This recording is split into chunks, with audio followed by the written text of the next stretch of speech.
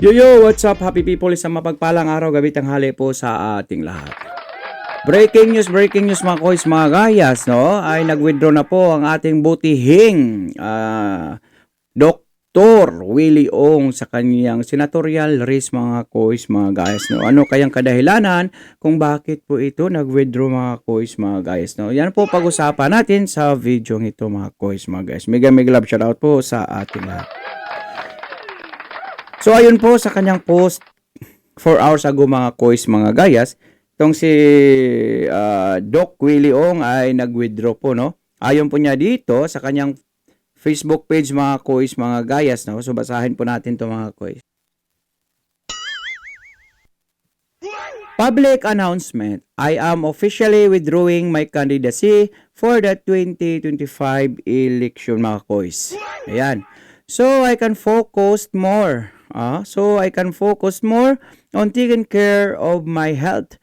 I sincerely thank all the people who supported me and prayed for me. I will continue to support good governance and the candidates who espouse the same ideals as mine. Our advocacy to help the poor Filipinos continues even in my private capacity. Thank you for your understanding. God bless you all mga kois, mga gaya. So talagang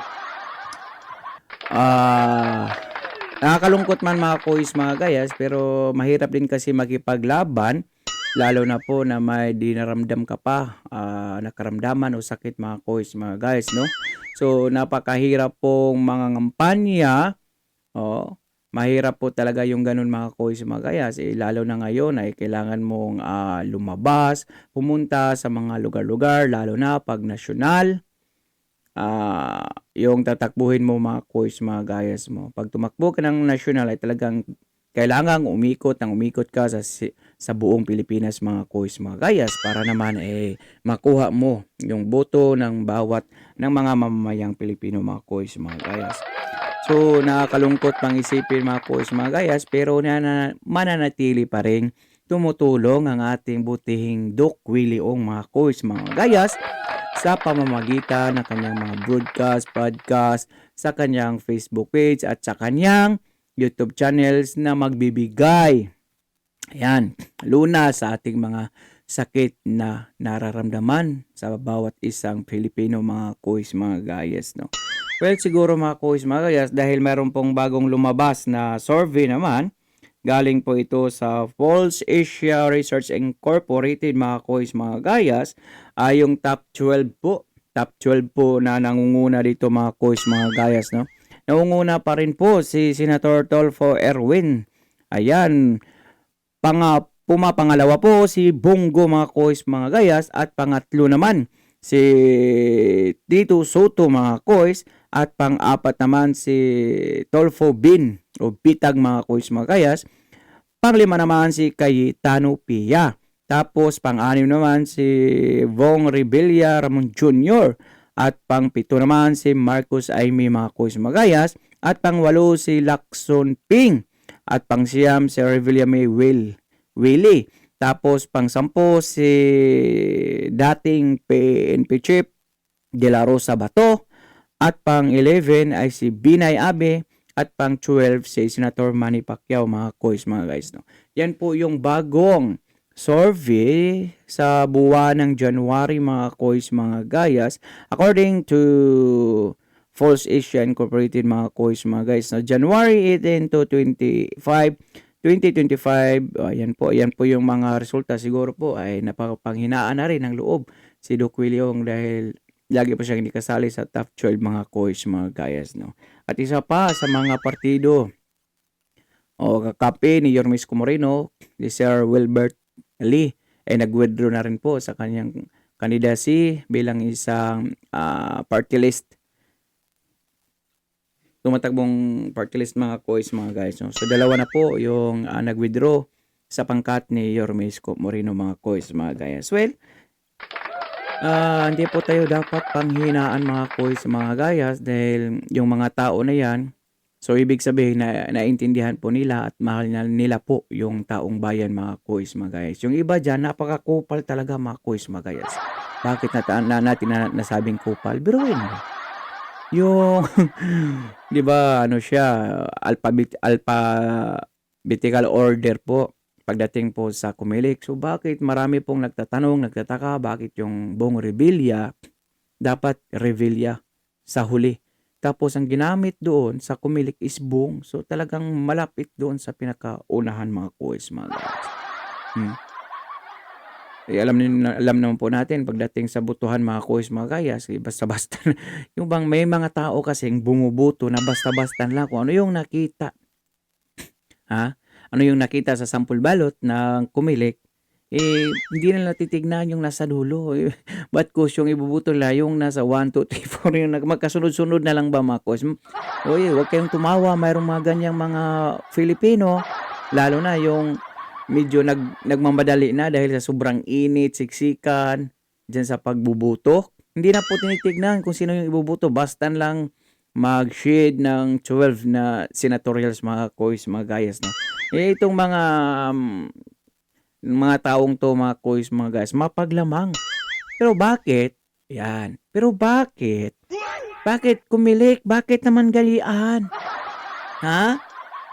Obvious naman siguro kung anong mga family name nila. O bakit nangunguna sila sa listahan ng sample ballot? Uy, wag naman gano'n, fair, para hindi po kayo mapaghalataan eh. Ha, Comelec? Pati yung kang Willie Revillame, yun, di ba? Bakit? Bakit hindi sa dulo nalagay? Pati yung kang Senator Bong Revilla. Bakit nangunguna sila? Revillame. Pambihira naman kayo, Comelec. Ayusin nyo. Ayusin nyo dyan para hindi po kayo mapaghalataan. Well, may 3 buwan pa naman. Siguro magbabago pa yung survey na yan mga kuwes, mga guys. Sa First Asia pa po yan. Wala pa pong SWS mga kuwes, mga gayas. No? So, nakakalungkot mang isipin, pero mas maganda na rin po yun, especially sa kalusugan ni Doc Willie Ong, mga kuwes, no, na talagang dapat mo na niyang pagtuunan na sana mawala na yung cancer niya mga kuwes, mga guys, at bumalik na sa 100% yung lakas niya. Kasi importante talaga yung health. Paano naman pag mananalo ka nga sa pagka-senator pero napabayaan mo naman yung health mo kasi hindi ka naman talaga mananalo ngayon pag hindi ka mangumpanya, no? Na course, mga guys, kung pagbabasyahan lang natin is yung social media kasi hindi naman po lahat, especially yung mga lolo't lolo natin na marami ding mga porsyento sa buto, hindi naman lahat mga lolo't lolo natin na nakapanood o mahilig sa mga cellphone na yan mga kuwes, mga guys, no? So, kailangan talagang mag-ikot, pumunta, bumaba sa mga nayon o bayan, probinsya. Kailangan mo talaga mag-ikot para makuha mo yung boto ng sambayan ng Pilipino, mga kuwes, mga guys. So, mas maganda na rin yun na pagpaliban muna kasi marami pa namang daraan na eleksyon Mayroon pa namang 2028 national election naman po mga kuwes, mga gayas. Kaysa sugal mo yung health mo, baka ma-stress. Alam niyo naman, pag may sakit ka tapos okay na sana. Tapos after election, ma-stress naman dahil natalo, baka babalik muli yung sakit at masasama pa lalo mga kuwes, mga guys. So, magandang decision po yan, Doc Willie Ong. Saludo po kami sa inyo. Basta kayo po ang number 1 na senador sa amin, especially sa mga Iskonians, no? So, wag po tayong masyadong malungkot mga kuwes, mga gayas dahil marami pa pong eleksyon. Ang mahalaga at importante dito ay ipanalo po natin si Yorme Isko Moreno. At sa mga pagtanggol po natin sa mga misinformation, ka-fake news sana, paninira nila kay Yorme Isko Moreno na hindi makabuluhan yan at hindi talaga maniniwala yung mga batang Maynila dyan kasi alam po nila ang buong katotohanan sa lahat ng mga issue na iyan. So, pag-i-komento po ng iyong mga opinion o reaction sa comment section ng ating video. Mega love shoutout po sa ating lahat at please don't forget to click the notification bell para updated po kayo sa lahat ng videos na i-upload natin. At please follow, like, and share, and subscribe. So for now, I'm Gan Manila. God first, God bless all, peace. Bye-bye.